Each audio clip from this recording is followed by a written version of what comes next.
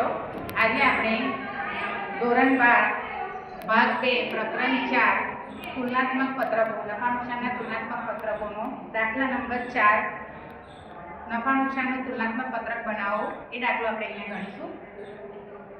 તુલનાત્મક પત્રકમાં બે વિગતો આપેલી હોય છે, ગયા વર્ષનું આંકડા અને ચાલુ વર્ષના આંકડા. એ આંકડાને આપણે શું કરવાનું છે, બંનેને કમ્પેર કરવાના છે અને વધારો ઘટાડો આપણે અહીંયા શોધવાનો છે. અને વધારો ઘટાડો રૂપિયામાં શોધીશું અને ટકામાં શોધીશું. તો આ રીતે એના 6 ખાના આપણે દોરવાના છે. પહેલું છે વિગતનું ખાનું, પછી નોંધ નંબર, પછી આવશે ગયા વર્ષના આંકડા, પછી આવશે ચાલુ વર્ષના આંકડા, ત્યારબાદ વધારો ઘટાડો શોધીશું. તો એમાં આપણે ચાલુ વર્ષના આંકડામાંથી ગયા વર્ષના આંકડા શું કરીશું, બાદ, એટલે આપણને વધારો કે ઘટાડો રૂપિયામાં મળી જશે. ત્યારબાદ આપણે વધારો ઘટાડો ટકામાં શોધવાનો છે, જેમાં આપણે જે વધારો ઘટાડો રૂપિયામાં કુલ શોધ્યો એના ભાગ્યા ગયા વર્ષના આંકડા કરવાના અને એના ગુણ્યા 100, તો આપણને એ વધારો ઘટાડો ટકામાં મળી જશે. તો અહીંયા ચોથા નંબરના દાખલામાં આપણને વિગતો આપેલી છે. 4 ખાના ઓલરેડી તમને દાખલામાં આપેલા હશે. બોર્ડની પરીક્ષામાં આપણે 4 માર્ક્સનો દાખલો પૂછાય છે અને એકદમ ઈઝી છે અને દાખલામાં તમે 4 માર્ક્સ સરળતાથી મેળવી શકશો. તો આપણે વિગતો વાંચીએ. સમાન કંપની લિમિટેડના તારીખ 31/3/2016 અને તારીખ 31/3/2017 ના રોજ પૂરા થતા વર્ષના સંક્ષિપ્ત નફા નુકસાનના પત્રક નીચે પ્રમાણે આપવામાં આવેલા છે. એને આધારે આપણે તુલનાત્મક નફા નુકસાનનું પત્રક તૈયાર કરવાનું છે. તો અહીંયા હેડિંગમાં આપણે લખી દઈશું સમાન લિમિટેડનું 31/3/16 અને 31/3/17 ના રોજ પૂરા થતા વર્ષનું નફા નુકસાનનું તુલનાત્મક પત્રક. ઓકે, તો આપણને અહીંયા ચોપડીમાં જે વિગતો આપી છે એ વિગતો આપણે સ્ટેપ બાય સ્ટેપ અહીંયા બોર્ડ પર લખીશું.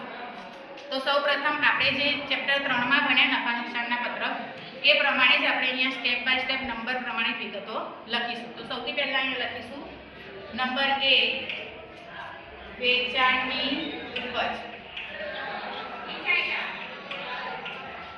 ઓકે, તો વેચાણની ઉપજમાં આપણે અહીંયા દાખલામાં તમને 2017 ની વિગત પહેલા આપી છે અને પછી 16 ની વિગત આપી છે.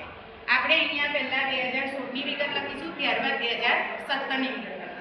તો 2016 માં વેચાણની ઉપજ કેટલી છે, 22 લાખ. 2017 માં કેટલા છે, 33 લાખ. તો તમે અહીંયા જોઈ શકો છો ઈઝીલી આંકડા જોઈને કે અહીંયા 2016 કરતા 2017 માં શું થયો છે, વધારો. ઓકે, તો 5મા નંબરમાં આપણે શું આવશે વધારો, તો 33 લાખ માઈનસ શું કરીશું, 22 લાખ, એટલે આપણો જવાબ આવશે 11 લાખ. હવે 6થા નંબરમાં ખાનામાં શું કરવાનું છે, આપણે વધારો ઘટાડો ટકામાં શોધવાનો છે. તો એમાં પણ આપણે શોધ્યું 5/3 ગુણ્યા 100, એટલે 5 નંબરનું ખાનું ભાગ્યા કરીશું 3 નંબરનું ખાનું ગુણ્યા 100, એટલે 11 લાખ ભાગ્યા 22 લાખ ગુણ્યા 100, એટલે જવાબ આવશે 50. અહીંયા આપણે પાછળ ટકા લખવાની જરૂર નથી. ઓકે, હવે બીજા નંબરમાં અહીંયા આવશે અન્ય આવક. તો અન્ય આવકો પણ તમને દાખલામાં આપેલી છે. તો ચાલુ વર્ષ ગયા વર્ષની 2016 ની આવક છે 1,50,000. 2017 માં કેટલી આવક છે, 2,25,000. હવે કેટલો વધારો થયો, તો 2,25,000 માઈનસ 1,50,000, એટલે આવશે 75,000. હવે એના ટકા શોધીશું. તો ટકામાં શું કરીશું, 75,000 ભાગ્યા 1,50,000 ગુણ્યા 100, એટલે ફરીથી અહીંયા જવાબ આવે છે 50. ઓકે, હવે ત્રીજું આવશે આપણું કુલ આવક. કુલ આવક, કુલ આવકો એટલે અહીંયા first number plus second number, પહેલો અને બીજાનો આપણે અહીંયા શું કરીશું, સરવાળો કરીશું. ઓકે, તો 22 લાખ વત્તા 1,50,000 એટલે આવશે 23,50,000. ઓકે, 33 લાખ વત્તા 2,25,000 કરીશું, આવશે 35,25,000.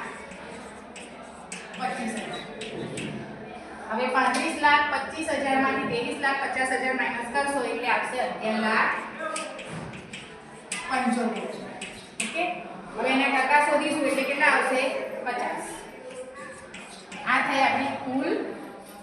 ઉપર કુલ આવક. ઓકે, હવે ચોથા નંબરમાં આવશે ખર્ચાઓ.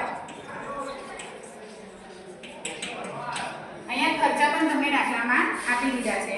તો ખર્ચામાં જો 2016 ના ખર્ચા છે 15,40,000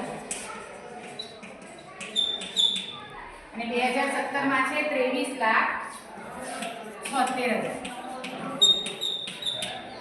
હવે તમે 23,76,000 માંથી 15,40,000 બાદ કરશો એટલે કેટલો વધારો થયો? 8,36,000.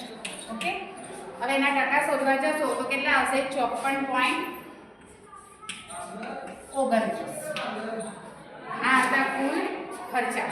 કુલ ખર્ચામાં તમને અંદર કોઈ નાણાકીય ખર્ચા આપ્યા હોય, ઘસારો આપ્યા હોય તો આપણે એના અંદરમાં લખીશું, પણ અહીંયા તમને સીધા ખર્ચા આપી દેતા છે એટલે આપણે ખર્ચા લખી દઈશું. એટલે હવે નેક્સ્ટ સ્ટેપ આવશે આવકવેરા પહેલાનો નફો. આવકવેરા પહેલાનો નફો. આવકવેરા પહેલાનો નફો શોધવા માટે આપણે શું કરીશું? તો કુલ આવકોમાંથી કુલ ખર્ચા શું કરીશું? બાદ. એટલે આપણને આવકવેરા પહેલાનો નફો મળી જશે. ઓકે, તો અહીંયા જુઓ 23,50,000 બાદ 15,40,000 કરીશું એટલે આવશે 8,10,000. ઓકે, 35,25,000 માંથી 23,76,000 બાદ કરશો એટલે આવશે 11,49,000. હવે અહીંયા ડિફરન્સ શોધીશું. 11,49,000 બાદ 8,10,000 એટલે આવશે 3,39,000. ઓકે, હવે એના ટકા શોધવા માટે શું કરીશું? ફરીથી 3,39,000 ભાગ્યા 8,10,000 ગુણ્યા 100 એટલે આવશે 41.85. ઓકે, હવે શું કરીશું નેક્સ્ટમાં? તો આવકવેરા પહેલાનો નફો મળ્યો આપણે. હવે અહીંયા અમને આવકવેરાનો દર આપ્યો છે દાખલામાં, તો એમાં શું કરીશું કે આવકવેરો બાદ કરીશું. એટલે અહીંયા આવશે બાદ આવકવેરો. તો આવકવેરો તમને દર આપેલો હશે, આપણે એ દર પ્રમાણે બાદ કરીશું. અહીંયા તમને 30% આપ્યો છે એટલે આપણે 30% બાદ કરીશું. તો 30% કોના કરીશું? અહીંયા જે તમારો નફો મળ્યો એના. એટલે 8,10,000 ના 30% કરશો એટલે આવશે 2,43,000. 2017 માં કેટલો આવશે આવકવેરો? 11,49,000 ના 30% કરશો એટલે 3,44,700. ઓકે, હવે અહીંયા 3,44,700 માંથી 2,43 બાદ કરશો એટલે સીધા તમને મળશે 1,01,700. ઓકે, તો હવે એનો ટકાનો દર તમને ખબર છે 1,01,700 ભાગ્યા 2,43,000 એટલે આવશે 41.85. ઓકે, હવે શું છેલ્લો આન્સર આવશે? તો તમારે આવકવેરા બાદનો નફો.